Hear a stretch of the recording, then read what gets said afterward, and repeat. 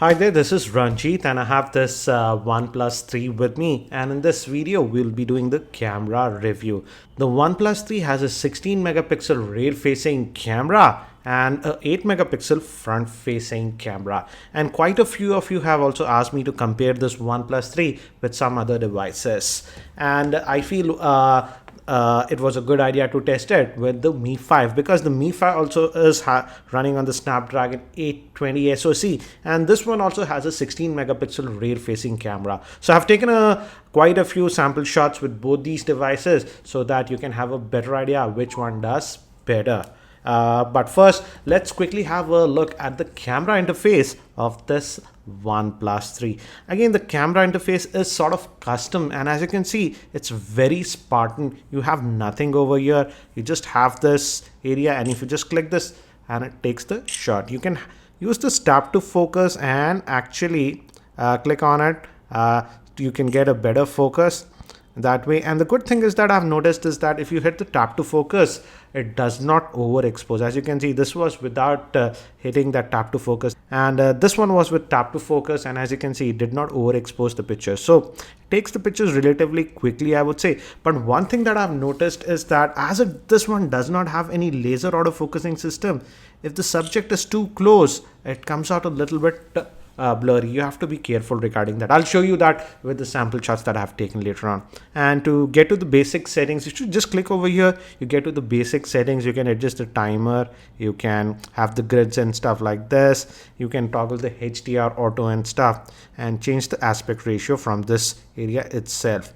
If you want to go to other modes, you click on this, and you can use the time lapse, slow motion, photo, video, or even go to the manual mode. In terms of video, it can record video up to 4K. As you can see, it's right now in 1080p. You can go to 720p or even up to 4K. Again, I have samples. I'll show you all of them later on. So let me now quickly show you the sample shots so that you can get a better idea. All these pictures were shot with the rear facing camera of the OnePlus 3, and I kept it in auto mode. And as you can see, even in this auto mode, outdoors pictures come out to be actually really good. Also in terms of exposure, I did not have any problem even in the auto mode. Also in terms of dynamic range, as you can see, it was pretty good. Now compared it with the Mi 5. Again, this was with the OnePlus 3 and this was with the Mi 5.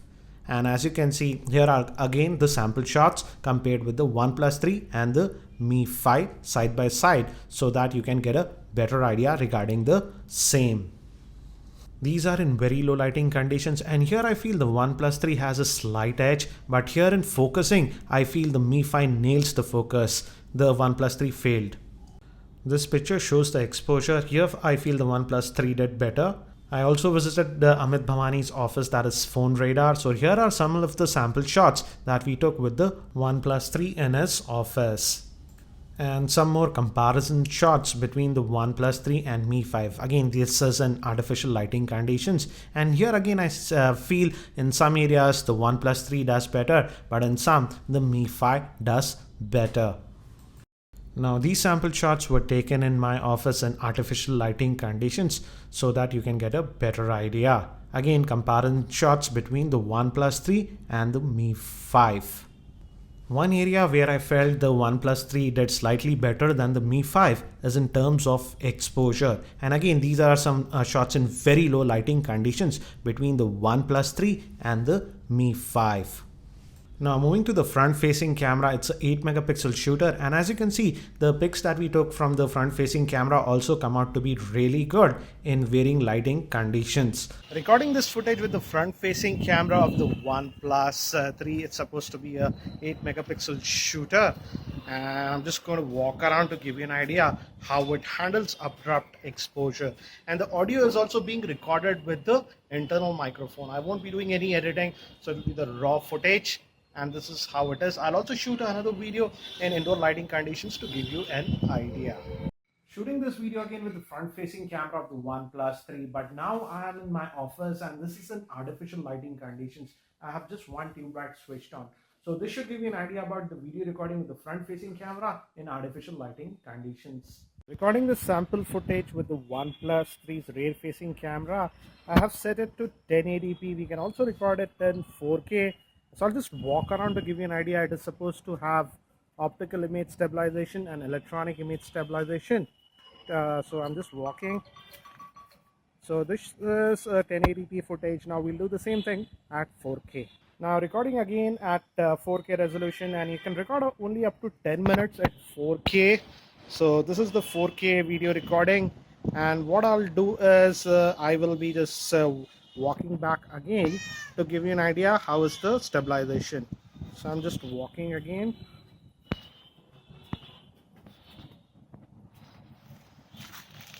So this is the sample at 4K. Comparing the Xiaomi Mi 5 versus this OnePlus 3. I'm actually at Amit Bhavani's office. Here he is sitting, and so you can see the comparison. This is in office lighting. He has pretty good lighting, and I'm recording it at 1080p.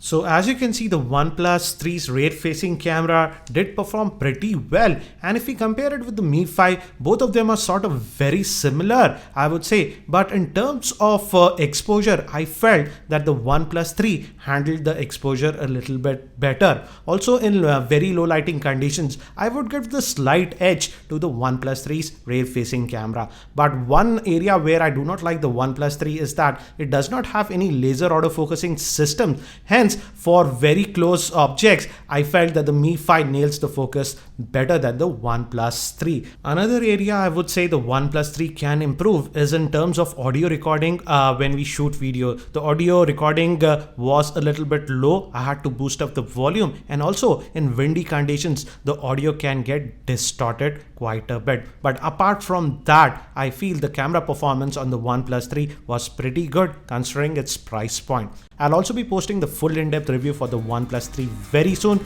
so stay tuned to my channel. Thanks for watching. This is Ranjit, and I hope to see you in my next video.